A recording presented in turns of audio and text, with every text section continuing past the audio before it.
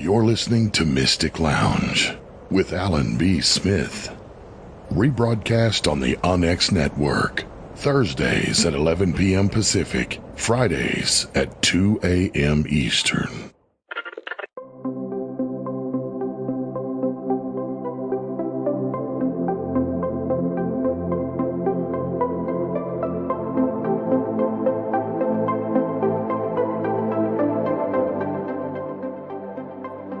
However you are and whenever you are, welcome to Mystic Lounge. I'm Alan B. Smith. Joining me tonight is Ken Summers, author of Weirdly Queer, to discuss the long history and significant influence of lesbian, gay, transgender, bisexual, and queer sexual minorities on fringe research, New Age paganism, the unexplained phenomena that we all have a deep interest in. And we're going to cover the gamut of that history, its implications, influences, and honestly, some tragic stories as well. Ken has written something. I've been kind of bugging Ken about it on and off for a few years since his last been on. It was about 4 years ago, I think, since it was just Ken on the show. And every once in a while, I check in, like, Ken, how's the book going? How's the book going? And it's been building that anticipation up. And I have to say, it was totally worth it. Totally worth it. So his book about the paranormal history of LGBTQ people is called Weirdly Queer. And it is a pretty big book and it's packed with a lot of information, but it is so well written that it was like a page turner, almost like a novel. And it was just one thing after the other that was fascinating, extraordinarily informative, and informing of my understanding of the evolution of paranormal research as we know it today. So I think you're going to really enjoy this conversation with Ken. As a friendly reminder, if you like this episode, this channel, Coffee and UFOs podcast as well, please support by subscribing, clicking the notification bell on future shows, and of course, commenting down below. I'd love to hear your thoughts on this.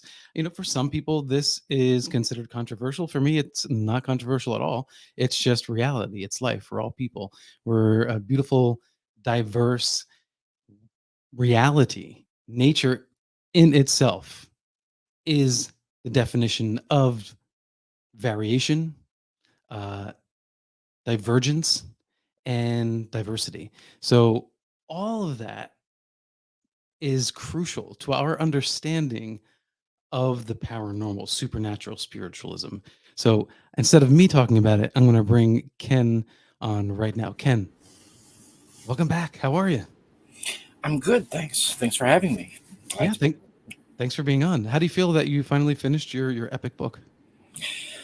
Relieved in a lot of ways. It was a long time coming. I mean, a whole decade's worth of research, and then another 2 or 3 years of writing in my spare time at work, basically.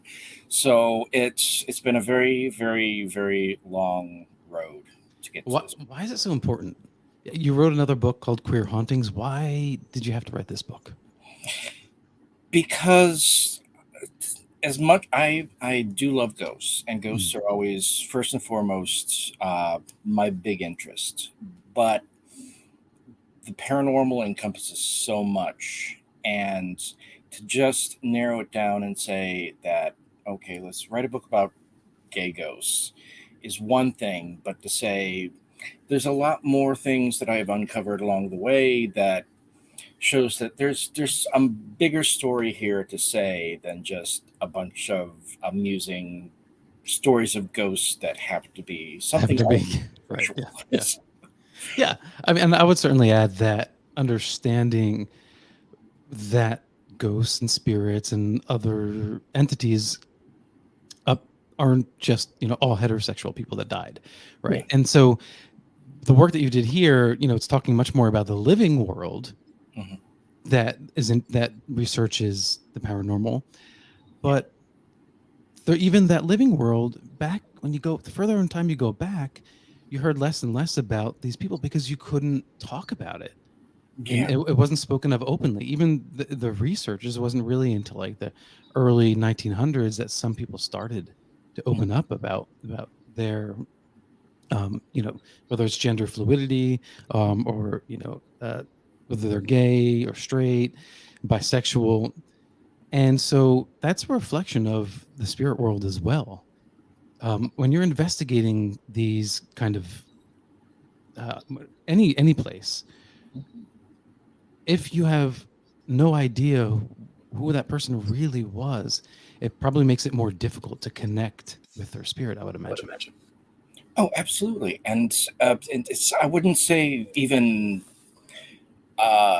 just in the 1900s would there have been a shift. It would have been probably not until about the 1970s or so when things started opening up more. And really, the most biggest shift would be in the past 2 decades or so. Because, well, yeah, look at the case of Donald West, who was a former president of the Society of Psychical Research. At the same time that he was president of the organization, he had to keep his personal life completely secret. And he even wrote a book on homosexuality as if he were straight because he couldn't come out of the closet about it when he was writing a psychological book about homosexuality. And it wasn't really until he wrote his autobiography around 1999 that he actually was able to finally admit that, yes, I had to pretend to be straight to write this book on heterosexuality. And in the meantime, I was the president of this ghost club and trying to do all this other stuff. And he did some amazing work. He even did research on ESP with a variation of Zener cards that used erotic symbols. And him and another researcher discovered that using erotic symbols instead of the typical square wavy lines and all of that, actually the psi results were stronger than they were using traditional symbols. Yeah, you talk about this in the book. Wilhelm Reich talks about like the kind of the impulse power The organ of machine, yes. the organ machine. Can you tell us about this? This is a very strange. Well, people nowadays might associate orgone with fringe ufology and paranoia about aliens reading your minds and all this other stuff like that. But it actually goes back to Reich had this machine that was quote unquote machine. It was kind of like a closet that was supposed to accumulate this energy source known as orgone, which actually was a sexual energy. And it became a bit of a fad with a lot of different people back in the day. There were a lot of famous writers and people at the time who got involved in the whole process of collecting orgone. But it was one of those completely madcap ideas. But in my research files, I actually have plans for the machine from Wilhelm Reich's archives and all of that, and some other documentation. Are there any replications of the machine out there? I think there have been a few people. There was some big controversy with his machines at one point, and all of the existing ones were destroyed. So I don't know if anyone has ever rebuilt them. So to clarify, the orgone machine, the theory was that we have sexual energy, like our psychology creates a sort of sexual energy, and that this, like essentially a box, would capture and harness it and amplify it. Yes. And then that would give you some kind of improved psychical effect. Exactly. Yeah. And was there was there any evidence? Because I didn't really get it from the book, but did you see any practical evidence that there was anything to it? The only positive evidence was from his own research. It was never replicated by anyone else. But it was more, I would say, more of a fad amusement among a lot of people. And it was given the extreme sexual overtones of it, it was not very well accepted by most of society. Right. But I mean, honestly, it wasn't the most scientific No, device. no. Clearly, otherwise we'd still be using it today. Oh, Uh, so this idea, though, before the origami machine was even contrived, that sexual impulses there's have a certain power to them in connecting with the other world, the other side. Have you had any experience of your own, any research that has shown that to be at all true? um, it's hard to say. It's one of those things where it depends. It's hard. I try and be as neutral as possible about a lot of things, and there's always that chance of being in a slippery slope of finding the evidence that validates your own beliefs and all of that. I know even with the fact of psychics, how there's been a long held belief that most psychics are gay or lesbian or bisexual. Uh, it's hard to verify that with definitive factual evidence. So I kind of ride the fence with a lot of things. I don't say necessarily that sexuality has a proven bearing when it comes to anything paranormal, but it is definitely a factor in a lot of cases that people either deliberately or subconsciously keep out of their perspective with everything. It's I know G.B. Rhine deliberately left sexuality out of his research because he was afraid that he was already dealing with a subject that no scientist would touch or take seriously. If he threw sexuality into the mix, that's when he would lose all credibility whatsoever. And so it's always been a touchy subject. I mean, it's a part of everything, as you can tell from the book. There's interwoven sexuality and so many different things that affects so many different things. Just because as humans we are sexual beings and we have a multitude of sexualities out there, and but I don't know. I don't like to read too much into it. That's sort of the reason why the book is the way that it is because I'm not here to try and tell people what they should or shouldn't think. I'm here to basically tell the stories and let people make their own decisions. I very much think of myself as like a gay version of Charles Fort. So I'm here to chronicle everything, and it's up to the other people to make up their minds. So you essentially start with spiritualism Yes. and work forward from there. Why is spiritualism? Why not before that? Well, that's basically what started what we think of in the modern times as the paranormal. Before that, it was more of a religious experience, and it was not as widespread. There were ghost stories and such, but it really wasn't until the spiritualism explosion in the mid 19th century that it basically became part of the lexicon for society, and it became a common theme in a lot of things and something people talked about on a regular basis. Also, it's not just sexuality, LGBTQ people that we're talking about here. We're talking about just women in general, Okay. and equal rights for women were certainly beginning to be recognized and vocalized within spiritualism, that within that small community, right? And that's a funny thing for a lot of people to think because people tend to think of like the Victorian era as being a very strict, regimented society, male dominated completely, and there was like extreme moral beliefs and all of this. Mhm. And that was generally the case with society in general. But in the seance room, everything was up for grabs. Right. Everything was Interesting. different. Yeah. It completely changed. There were no rules in the seance room. Things happened there that even today people would be shocked by.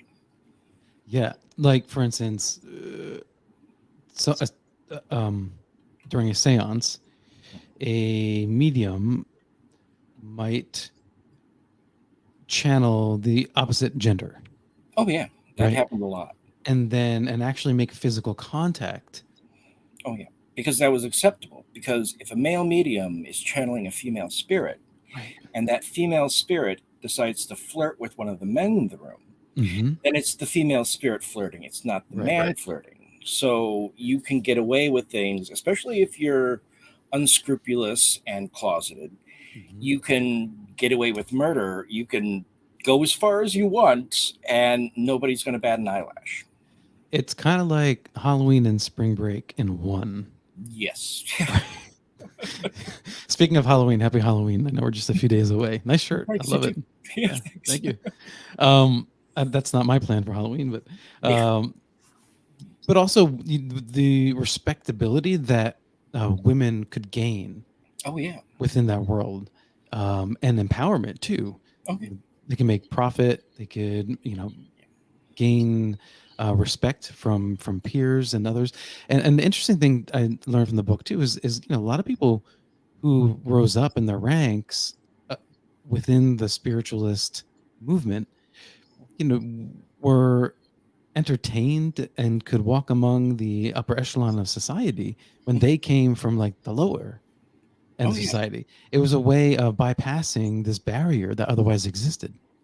Absolutely. And also, another way that women were able to influence things was if you are a psychic medium and in general society you are not listened to and not deemed worthy of a vote or let alone an opinion. Mhm. If you are channeling a spirit of some um, wise old man, then whatever advice you give is going to be taken seriously because it's coming from a male spirit, not from a woman. So women could easily influence things just by getting their opinions out through spirit form. Right.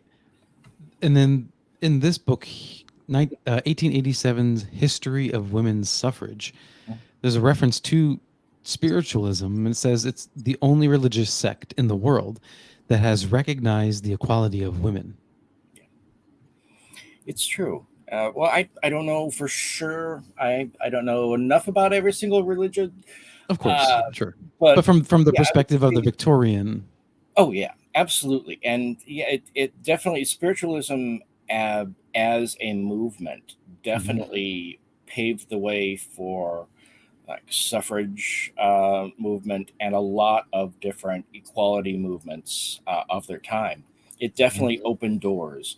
And when you're thinking about people as beings with souls instead of whether they're male, female, or whatever, you're more in tune to believe everyone is on an equal playing field. Sandor Ferenczi, a disciple of Freud, spoke of homosexuality and sexually divergent people as often associated with paranoia, psychosis that can lead to, quote, super substantive reality. I think that's an interesting phrasing, super substantive, right? Yeah. But to me, that sounds like a case of someone who is recognizing that someone is not heterosexual, and then they see a sort of anxiousness and nervousness, a paranoia, if you will, and as they say, but it's not. They're not feeling that way inherently because they're gay. Yeah. They're feeling that way because the way society made them feel. And it was these really smart psychologists didn't pick up on that. No, and they followed a thread to a paranormal relationship. Oh yeah. Yeah, because they had no point of reference to come from, no understanding uh, of what it was like to be in someone else's shoes. So they tried to rationalize things from whatever perspective that they had. And I think it's interesting that a lot of people that Freud dealt with uh, ended up going the opposite direction of him. He was very anti-paranormal completely. He didn't believe in it. He thought it was all just bunk. But you have Ferenczi and Carl Jung as well, who also even delved into topics of UFOs and everything else as well. And it seems like something about Freud seems to turn people off of being a total skeptic. I don't know what it is. What do you mean turn him off? Turn people off? It just seems like a lot of people who were involved with him and broke off or had some kind of association with him in the psychological world took a different stance on things compared to Freud himself. I don't know. Maybe I'm just projecting. Maybe it's not. But I think in a lot of cases, my own dislike of Freud may be rubbing through a bit. But I think maybe At least you're honest, though. Turned people more toward the paranormal than against it. That's an interesting take. There's so many fantastical stories. One of which, could you tell us about the Yellow Boy? Oh, yes. That's actually, it's a very common ghost type over in England. It's basically a young nude male ghost that appears in fireplaces. That's the basic gist of it. But there's a lot of legends attached with it, and some people say that they only appear to gay men. And that's where the one story I talk about in the book kind of goes into a very downward spiral very quickly. But no, there are quite a few hauntings of these phantom naked young male spirits in different places, and they often get confused with other ones that are in different places. But it almost became its own phenomena for a while. Mostly, so did all of these Yellow Boy ghosts, or whatever their apparitions, did they all predict something dire, someone's death, or was it always a negative interaction?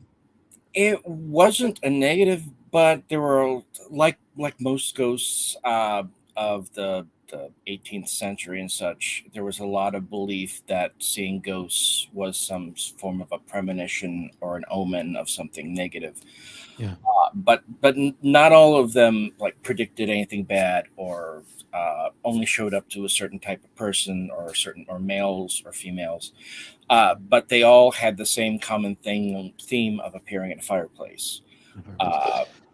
That's the one connection between the. Do you think it could be kind of a reverse engineered story, meaning that it's a way of sort of telling the story of gay men who were repressing who they really are?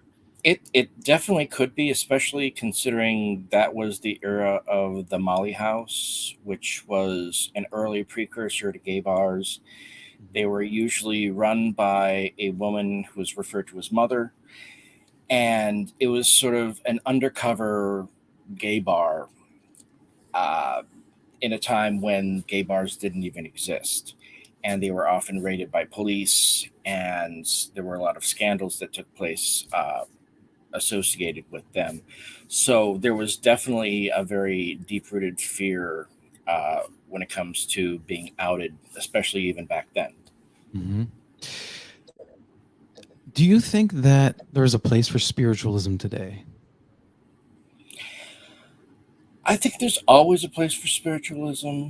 I think a lot of people practice spiritualism without even realizing it. It's become so antiquated in concept that I don't think people think about it as much. People aren't quite as aware nowadays of what spiritualists are as they were, say, uh, 100 years ago or so. It was back then everyone knew what a spiritualist was practically.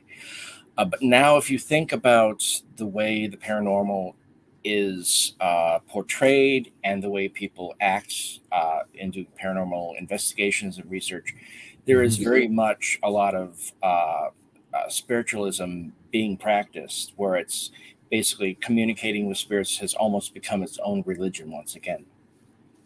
Right. Earlier, you're talking about what the statistics might be of mediums, psychics, etc., that are, not heterosexual.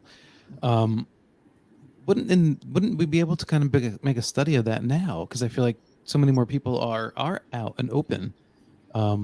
Could we not do some kind of formal survey to at least get some idea? Like, is it true? Is it true that being trans or fluid or gay or lesbian, somehow there's something like you've heard in the shamanistic world, like two-spirit people. Oh, yeah. Is there something there that that gives them an extra ability over a typical person?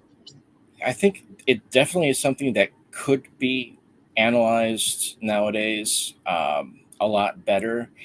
And I think there's definitely something to it, given the fact that so many people in native cultures and other cultures around the world, where there was this concept that anyone who was gay, lesbian, bisexual, transgender did have a closer tie to the spiritual realm.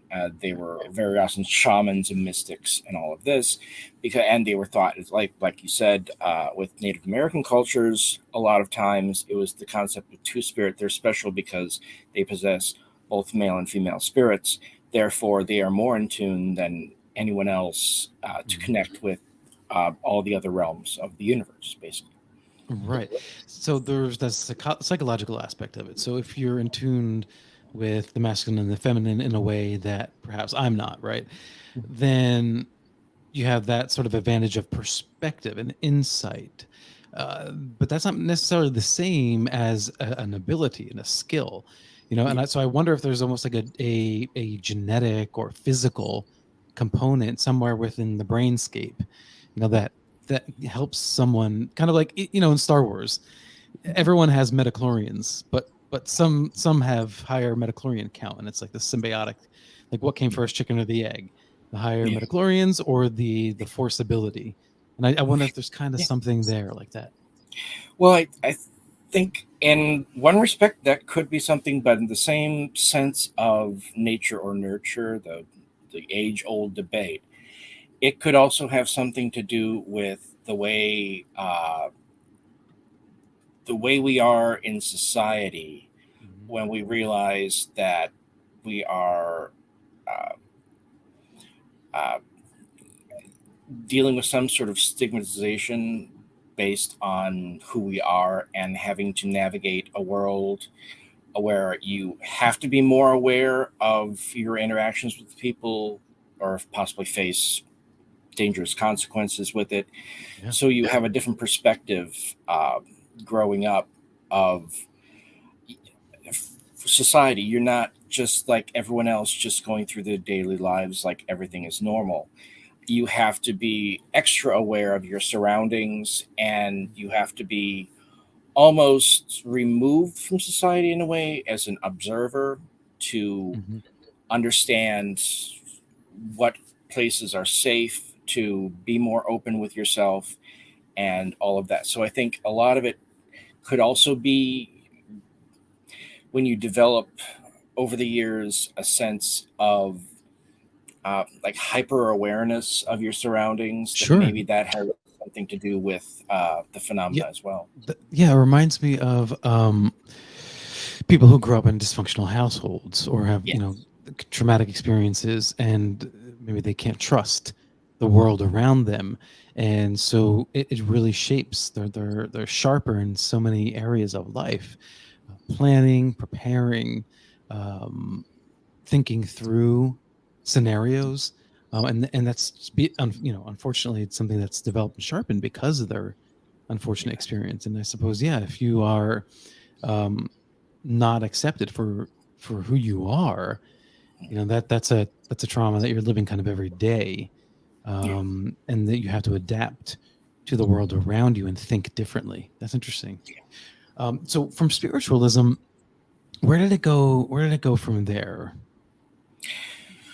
You're talking about the book, Yeah, or yeah, the book.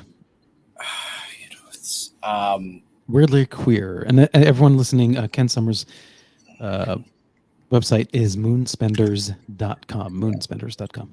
from there it went into psychical research, Mm-hmm.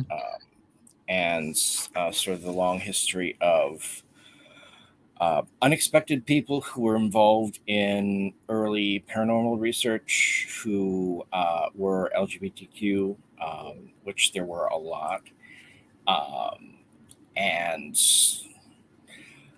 from there, I didn't want to get too close into modern day because there was so much to cover. And Mm-hmm. At that point, when I started writing, there weren't shows like Living for the Dead and things like that, that are now coming out. Mm-hmm. And I think even Adam Berry had just recently come out at that point, as well, when I started working on the book. So, but there's a lot of people who've been involved in research, uh, and a lot of people involved in the Society of Psychical Research, especially, Mm-hmm. who definitely were not completely heterosexual, and some of it had some tragic consequences, and a lot of controversies around some people as well. There were some. That's the one thing that I'm glad that a few people I've talked to noticed about it. Is one thing about my book is I don't like to sugarcoat things. Oh, and you do that really well. You're not painting heroic figures. Yes, Right. if somebody did something fascinating, but they also did something horrible, I'm not going to gloss over the horribleness. Right. Right. So, Well, uh, even when you were telling the story of the yellow boy, it's like, how people in our society conflate, we'll say, interactions with younger people, because yes, we're on YouTube, so I have to be really careful what I say. yeah. Interactions with younger people and adults, Mhm. and adults and adults. Yes. And when I think of the yellow boy thing, it's kind of like, is it a slight? Is it meant to be um like a demonization? Mm. You know? Oh yeah, definitely. Yeah, there's always been a thing, and it was quite a literal thing if you go back a few centuries, Hmm. especially with like witchcraft and all of that, which I touched on in one of the last chapters. Uh, there was the whole idea of a heretic. It wasn't just somebody who was against the church or spoke in uh, non-holy terms. It was anyone who was an outcast from society, whether you were gay, whether you were a witch, or just somebody who didn't conform to society's normals. Yeah. So yeah, there's just a lot of that. Um, uh, Go ahead. it's okay. You go ahead. I lost my train of thought. Well, no, you made me think about too, like in the 80s, there was that whole Satanism scare, right? But when I was reading in your earlier history up until that point, I didn't get a sense that there was a societal panic about spiritualism. There was critique, but not but I didn't get like that whole that oh my gosh, this is the end of days. We have to stop these terrible people. No, because sensationalism in the media wasn't really that big of a thing. Well, there was yellow journalism and all of that. there was different slinging of mud and such, but it really wasn't. There was some time during like the First and Second World War where there were some controversies because people really got heavily into it, trying to contact dead loved ones, and some people did take it a little bit too far with psychotic breakdowns and uh, the Ouija board affecting their decision making to a Sure. bad end. But generally, no, it wasn't really until the Satanic Panic hit, which I find extremely interesting because there were absolutely no grounds for it. And even uh, closely attached with it was the whole poisoned candy for Halloween, that whole thing Yeah. that became a big craze. Uh, and finding out that the truth of the matter was the first and only real documented case that arose at that time was a father who poisoned his own child. It wasn't a Strange. stranger at all. It was a father who killed his own kid. And so, yeah, it was a lot of that. It's very easy for people to get worked up into a frenzy. It's like the Ouija boards never were thought of as being anything other than a toy until the horror movies came out and the 70s and 80s, when all of a sudden you have Linda Blair spinning around because she messed with a Ouija board and all that. And now you still have that idea that Ouija boards are the worst thing in the world and they will create a portal to hell, and who knows what can happen. And it hasn't changed. It's just the way we look at things have changed. Well, yeah, but it does seem to me that there are some stories in your book about people who use the Ouija board and it predicts their tragic demise. Oh, yeah. And so, do you think that that's true? That those stories are true, and that they did get some kind of message from the other side predicting the demise, or It's hard to say. Did they manifest that once they heard it? There's a third possibility too, that they were somehow subconsciously aware of it and they manifested those thoughts through the Ouija board. So it could have been their own somehow having some form of precognition in themselves, and that manifested subconsciously through them to give the answers that they knew without even knowing. So there's mystery forces in our universe, and gravity, which we can't actually see. Yeah. We measure its effects, but we don't measure it exactly, right? It's like a shadow. And knowing someone's there just because it's a shadow. So I do wonder if there's something like that we just haven't picked up on yet, kind of an energy source. What do you have any theories on what that might be? I really like Jung's idea of a collective subconscious or a collective consciousness that sort of floats around, where sort of everyone's minds are somehow connected in some form of a network.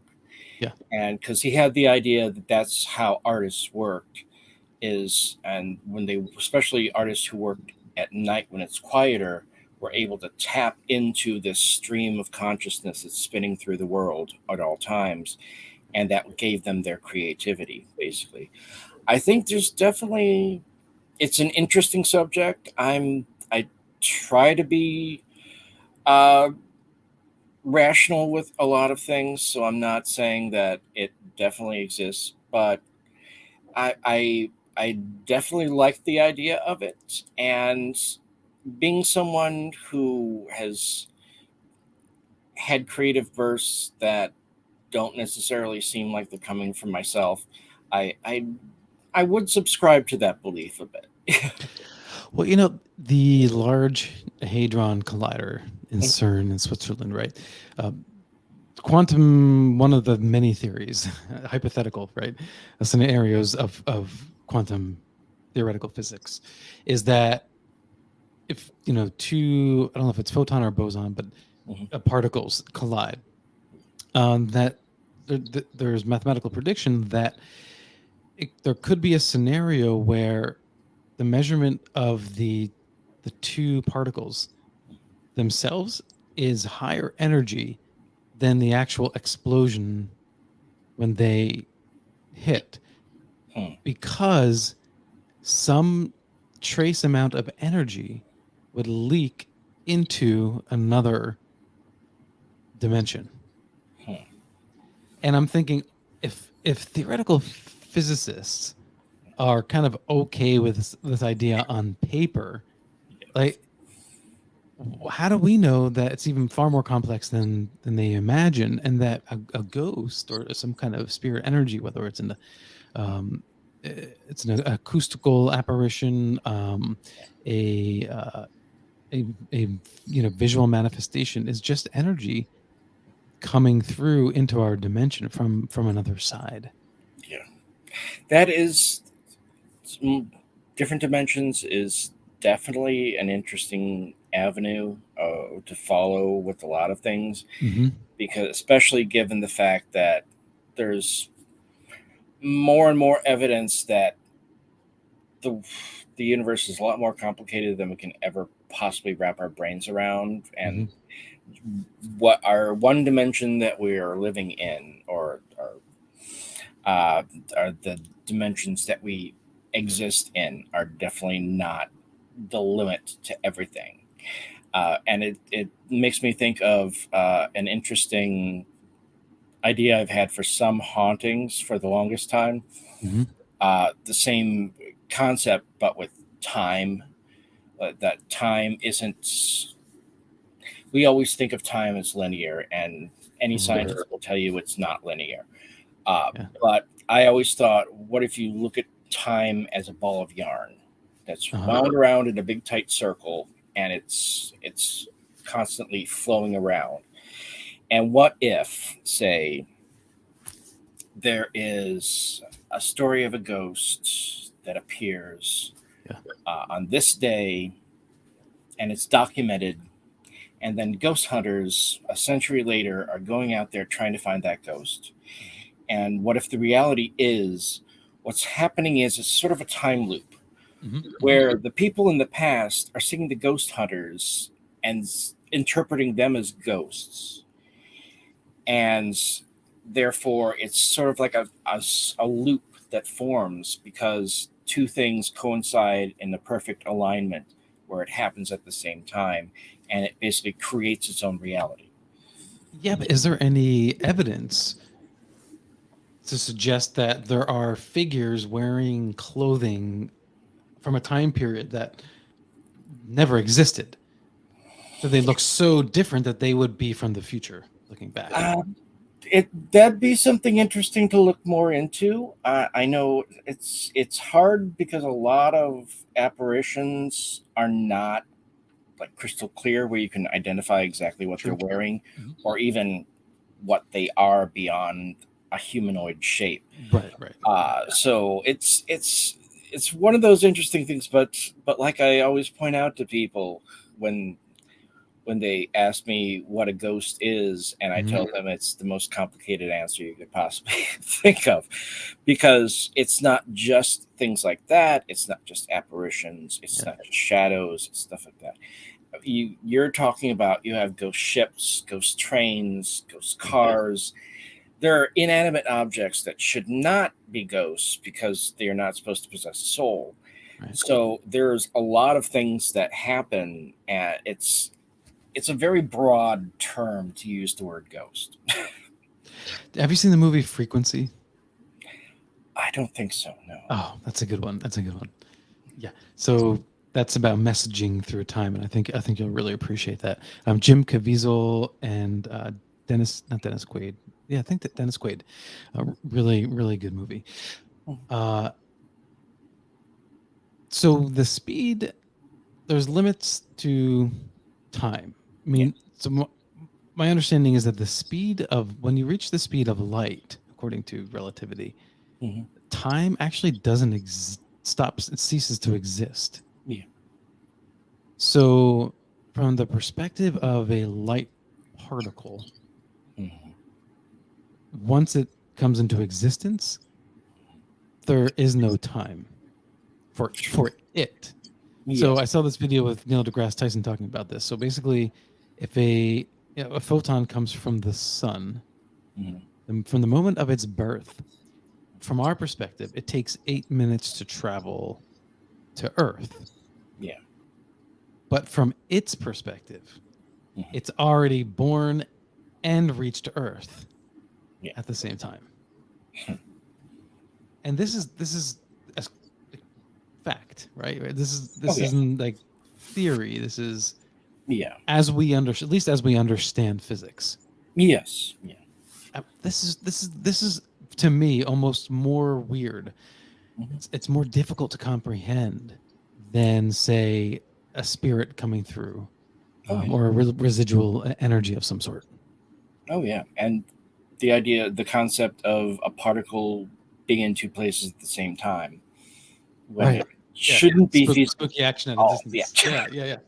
And they call it spooky, right? I Yeah. mean, isn't that funny? Yeah.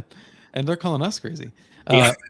We have a comment from Barry Shanley Jr. He says, "Our spirits before and after our material life transcend things like gender and sexual identity. When we die, we shed those things that merely relate to corporeal life.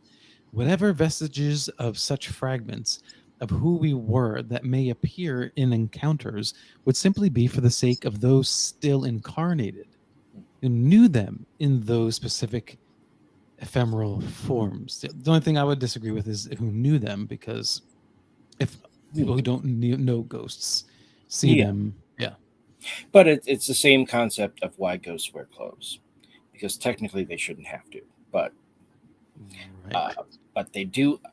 You rarely, I won't say you never, because there are Mhm. stories, but you rarely see a naked ghost, Yeah. even though there are some out there. But yeah, actually, he echoes a lot of Ian Stevenson's research into reincarnation. He wrote quite a few books on. He did studies throughout several different countries Mhm. on reincarnation, and he did a lot of work into gender changes between incarnations, and a lot of looking into that, because he was really fascinated by that idea, and that definitely it can be a controversial subject, but to me, I find it extremely fascinating that, yeah, if you do believe in reincarnation and all of that in past lives, the idea that you can come back as a completely different gender compared to your previous life Mhm. and have all the memories of being a different gender, uh, and it definitely leans toward the idea of uh, gender and sexuality being something that, in the grand scheme of things, can get very complicated. And it's because there's a lot of factors, not just nature or nurture, that you have to take into account. It can be past lives and things like that as well, Yeah. and different life lessons if that's what you believe. But yeah, it's. But when you think of the concept of a soul in the first place, you're talking about a genderless idea of it, just an energy, basically. Mhm. Can you tell us a little bit about Joe Meeks? Oh yeah, he was he was very influential in the music industry back in the day. Uh, didn't actually end very well. He's not well known nowadays, but I want to say the song is Telestar. I'm trying to remember for sure. I actually have the book right here. Because this is like my research library. So yeah, the Mhm. legendary Joe Meek. But yeah, he let's see if it has it on the back. He got involved in music production. He was also a musician. Um, but he also was fascinated with ghost hunting. Mm-hmm. Aside, Was he the one that was related to American Pie song or no? I don't think he was. Okay. Wrong. But no, he also liked to pick up men in parks, but that's a different story altogether. But he did go ghost hunting as a hobby. He went out and went to different places in the middle of the night, either alone or with a friend, Mm-hmm. and did recordings and all of that. And he actually did what we would today consider ghost hunting with a camera and audio recorder and all of that. He did end up committing a murder before committing suicide. So that's more of what he's well known for in the end. But there is a really interesting story about a cat. oh yeah, a ghost cat that was at one of these. It was a haunted farmhouse that he visited, and he was convinced that this cat was actually a manifestation of a human ghost because he believed that the sounds the cat was making were actually human words, and it would call out for help. But didn't he had evidence of this recording, or he actually did have a recording? BBC played the recording in a paranormal show back in, I want to say, the 70s or 80s. They played live on the show the recording that he had captured from it. And did you ever find that recording?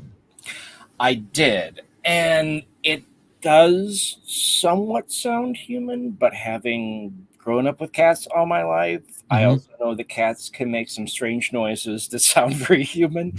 So it could go either way, but it's still an interesting concept. You remember that video that came out? It was like one of the early YouTube phenomenon videos of two cats talking to each other, and they put the subtitles. That we have a cat, and and she has evolved her sounds. Oh yeah. And there's every once in a while there's a new voice. You're like, where did that come from? My cat does the same thing. And it's weird. It's like he's coming up with new ways to communicate with me based on adapting to, let's see how he reacts to this. Right. Because nowadays one thing he started in the past year is this weird half meow, half purr, which is when I'm doing something that he enjoys, but he wants to make me think he doesn't enjoy. Like if he's lonely and I pick him up and cuddle him, and it's almost a cat version of, oh no, don't do that, please, don't stop. Kind of really weird, but he makes a lot of weird noises, and I'm not completely convinced that he's feline. So okay. Dagger Spell says I have full-blown conversations with mine. Yeah. I do better than most humans too. I do too. I don't know if I'm always getting the point across. No. But it's amazing. Like my wife recently, said something very specific, and our cat, Maya, she just did that, and I was like, how did she know? It's amazing. My cat, about probably 2 or 3 years ago, he was in the kitchen giving me grief because even though it was 1 o'clock in the afternoon, according to him, it was dinner time. And so I point blank told him, it's not time yet. You have to wait. And he sat there, looked directly up at the clock on the wall, looked back at me, and just kind of sauntered away like, whatever. But he looked dead at the clock. Yeah. That's amazing. Yeah. So where did the transition come in from spiritualism to New Age? I would say that had a lot to do with sort of the psychedelic movements and basically all the societal changes that happened in the 60s and 70s. I would say that's really what started to shift people from a more normalized, I guess you could say spiritualism in a way is like a mm, traditional style of spirituality. It's more of a, like, for the spiritualists that still exist, they still have churches and they still have like a regiment type of thing. Right. Yep. And then you get into the 60s and 70s and the era of free love and independence and everything else and things and experimentation and all of that.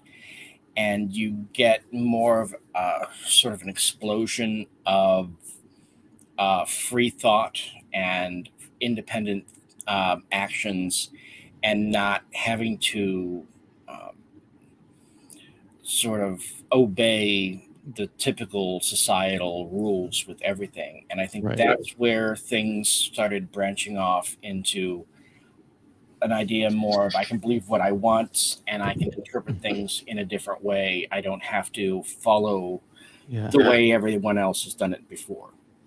Although I would say that spiritualism did that too. Right. It did in its own way. It definitely was. I wouldn't say it strayed as far as New Age really has. Well, yeah, come to think of it, yeah, you're talking about, if you look at people like Blavatsky and other people, there were a lot of very eccentric people with very non-traditional views and lifestyles. So Right. I Well, guess it's our interpretation, because Yeah. times have changed over that we think of that as normalized, since it was radical at one point and then it became normal, and then all of a sudden the new age came up and now this is radical and that's just normal. Right, because even spiritualism, Madame Blavatsky, for instance, took religious ideologies and ritual from Tibet and other Eastern religions and incorporated that into their belief system. Oh yeah, and basically formed an entire new religion on it, sort of. Yeah, and wasn't she like a cigar smoker? Like really pretty gruff and vodka swelling, cigar drinking. Spiritualist. I love it. Yeah, That's not the New Age yoga studio stereotype, right? So in that regard, you're very right. There's definitely a difference. Yeah. Oh yeah. But not every medium was like that. What was it about Madame Blavatsky that so appealed to so many people? I think a lot of it had to do with she was very convincing. How some people just have that natural charisma to make you believe things, and they can sway you with just their bravado and their presence. They can make you feel like they are definitely in charge of things, and because of that, they know what they know is the truth above all else. And I think that was definitely in case of her. I think she definitely was. Well, she in a lot of ways she had the traditional, what people expect from like a fortune telling psychic type of person. She had that mesmerizing stare that almost creeped you out, and she just looked like she could be menacing, but you should really take her seriously. Right. Could look steely, menacing, but the messaging wasn't. No. Right. No. Yeah. It kind of reminds, we were just watching the Netflix documentary, and the way you're describing her kind of reminds me of how people on the documentary described John Gotti. Like he could just kind of command a room, and he had like a certain charisma or magnetism about him, and so in the 80s, right? So we really get into like the new age movement. Where does the LGBTQ person fit into all of that? Um, Surprisingly, in a lot of ways. I know that was sort of when witchcraft and Wicca and all of that became part of the mainstream culture Hmm. and less of a boogeyman type idea and more of a, well, this is an alternative type of religion and it's not going to harm anyone. Hmm. And I think that openness is what actually eventually led to the Satanic Panic, as different religious sects sort of tried to counteract this pull away from the church. But it definitely, because there was this one interesting story that is in the book involving that, where there were some gay rights activists that were trying to protest police brutality, and they attempted to use magic to levitate a police station to sort of threaten the police and scare them into making changes. Of course, they weren't able to lift the building, but they did give it a try. They give it a try. Couldn't they have started something smaller? I, Like, I don't like a know, police car, a maybe that would bike have or been a a better car. idea, Yeah, or a yeah, yeah. helmet or something. But I guess they just went all out. Hey, I guess, yeah, go big or go home. Yeah. Shoot for stars, get the moon. Did they get the moon? Did anything happen? Or No, it didn't happen. It didn't really make many waves, other than becoming a footnote in history, sort of. But it definitely, I think that was sort of part of the beginning of a lot of LGBTQ people getting involved in witchcraft more and opening up to the idea of it, since a lot of churches were very homophobic and anti anything that wasn't heterosexual. So I think people started awakening to the idea that there are alternative religions out there that would be accepting of them in a lot of ways. yeah. In all your research, what is the most? What did you take away, or what really s- im- impressed upon you, um, being the most significant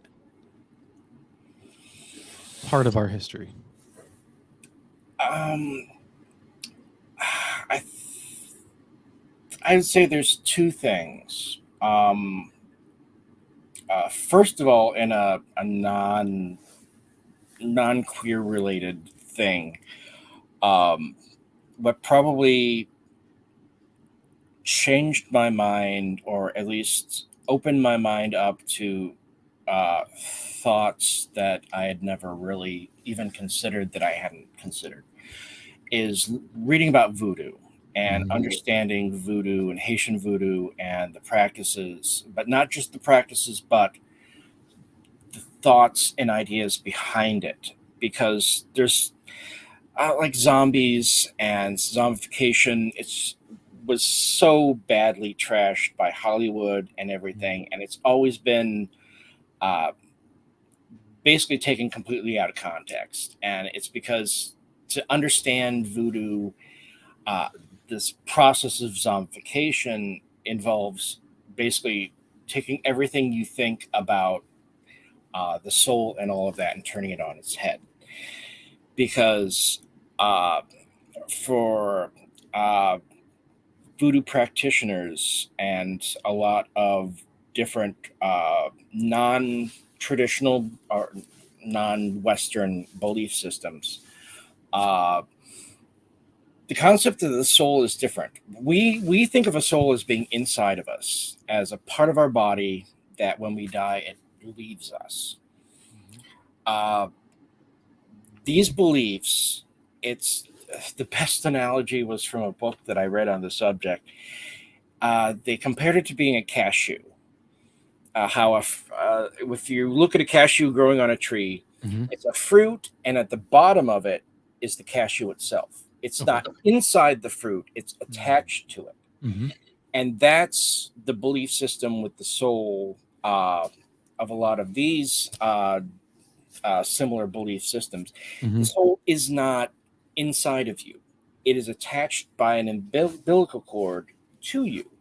So the process of zombification is basically severing that invisible attachment with your soul.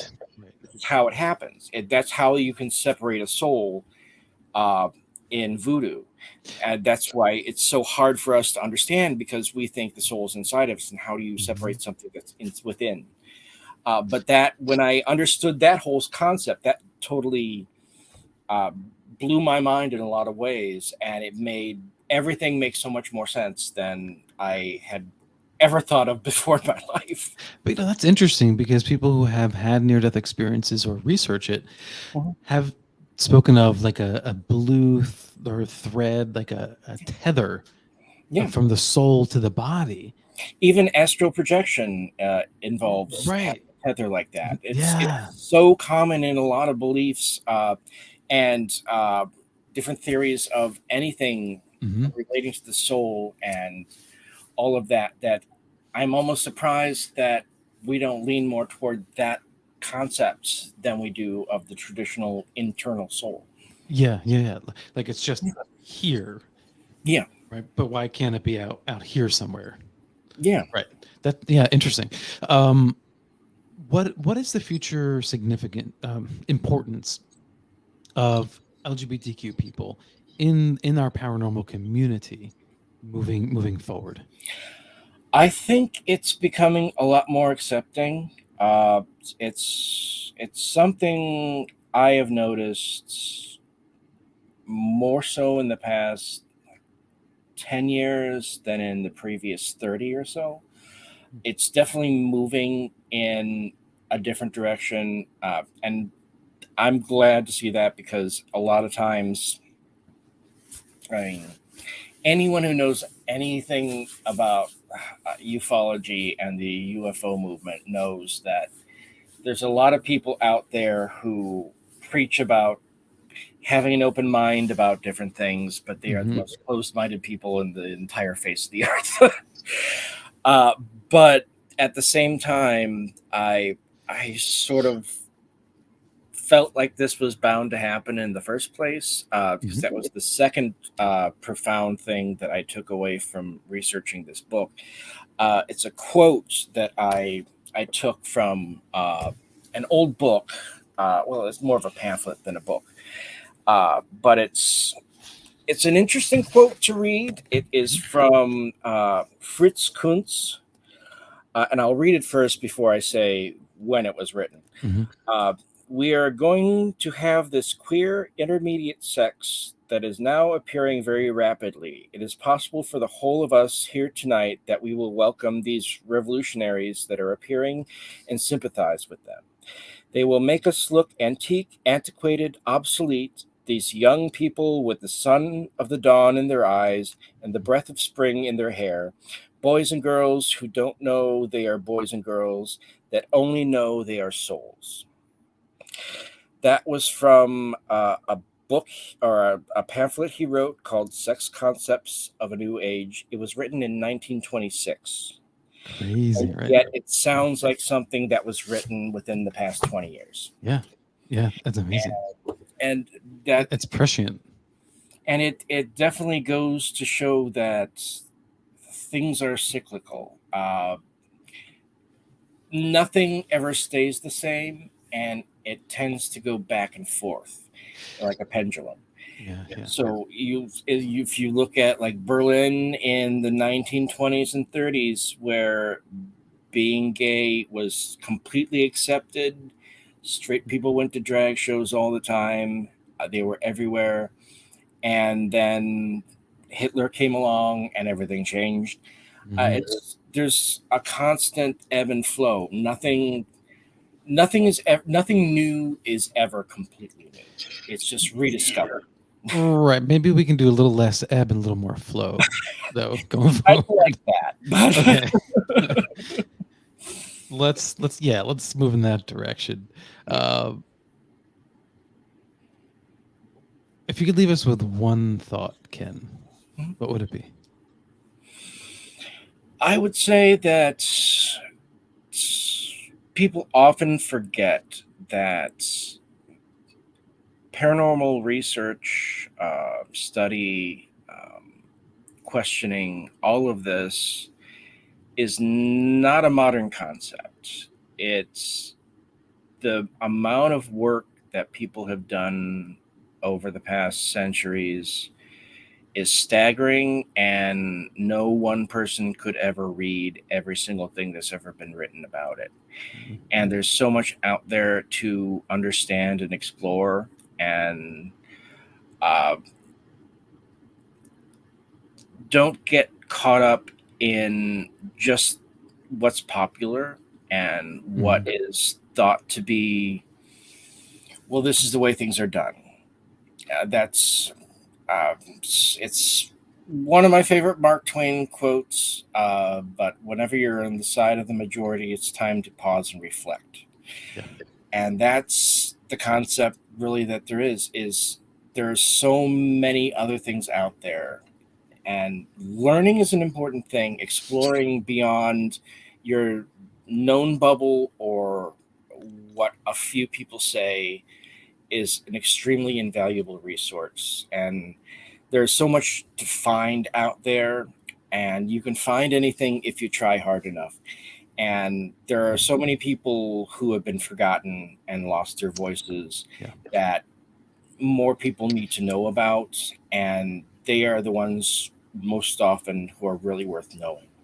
Yeah, once someone who is in this world of interest had said to me that, well, I don't know about all of this stuff because if you go back in time, there's no mention of all these people, gender fluid and non-binary and blah blah blah, and and it's because it wasn't written down.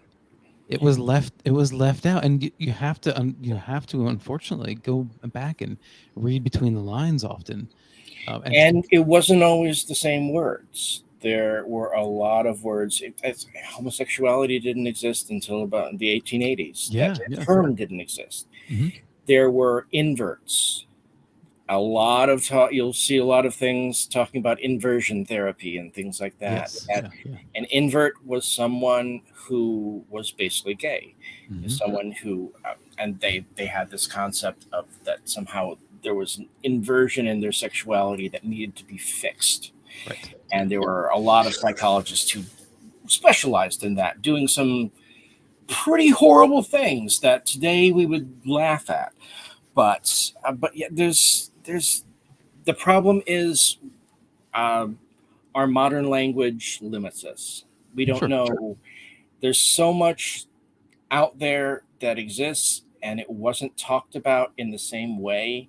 So you have to understand what words were used at that particular time. So it's difficult, but there have always been people of different genders, of multiple genders, of different sexualities. It's been going on since the dawn of time. Yeah. One thing I do want to mention before we wrap up, you refer to the book The Trickster and the Paranormal.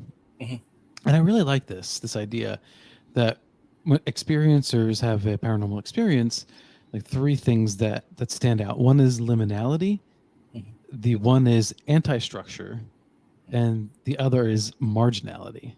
Yeah. And I really like that trifecta. Yeah. I feel like it does a really good job of encompassing what one goes through. How do you relate to the marginality aspect of that? In a lot of ways, I think for me, actually, marginality sort of led me into the path of the paranormal in the first place. There was a time in my life where I actually questioned whether or not I was human. I didn't feel like I fit in with any human beings at all. Couldn't relate to any of them, and I started to seriously question, am I possibly some kind of alien that was dropped on this planet, because I don't understand people at all. So you felt alien? Yes, very much. I realized very quickly that I was actually human. It's just an idea. But I think marginality gives people a different perspective, and it's you're not going to see everything from the center of it all. Mhm. It's when you're on the fringes that you have a different perspective and you can look at the mass and Right. see what actually it's composed of. If you're in the center of it all, you are so swamped with everything that you can't see anything. But it's when you're on the peripheral, that's when everything comes into focus. Well, everything, at least within that kind of, Yeah. not Okay. everything, but No. yeah. Because that's the thing that's really tough about the paranormal, because there's Yeah. so much to Oh. it, and it's like, you're reading a book and you're like, oh my God, I want to go down this road. But then you read another book, you're like, oh, this is really interesting too. Like Yeah. you said, there's so much information and there's so much to be researched. One, you'll never get the answer, but two, it never gets boring either, Oh, yeah. which is what I love about it. Yeah. Yeah, and that's why I pointed out actually in the beginning of my book that this is by no means an absolute complete compendium of everything in the paranormal. This is just the tipping point. This is just the beginning. No, but it's a damn good, Ken. Seriously, I really, your writing is perfect. I've really enjoyed this book so much. So thank you so much for doing the work, because I know it was a lot of work, and I'm so glad to see you again, man. Thanks so much for coming on. Always, yeah. And hope to see you again too. Yeah. All right. So everyone, thank you for joining us tonight. We know we went a little bit over time, so thank you, Ken, for hanging out a little bit longer. If you want to get Ken's book, Weirdly Queer, Exploring the LGBTQ Perspective of the Paranormal, Occult, and Mysterious World, go to moonspenders.com. Thank you all at the UNX Network, including Margie K and Race Hobbs. This show is rebroadcast on the UNX Network at 2 a.m. Eastern Standard Time, Fridays, 11 p.m. Pacific Time, Thursday nights. If you missed this live stream, you can also catch the podcast. If you like the podcast, please give a review and thumbs up here on YouTube channel. I appreciate all of your support. Thank you, everybody. And until next time, live in the mystery.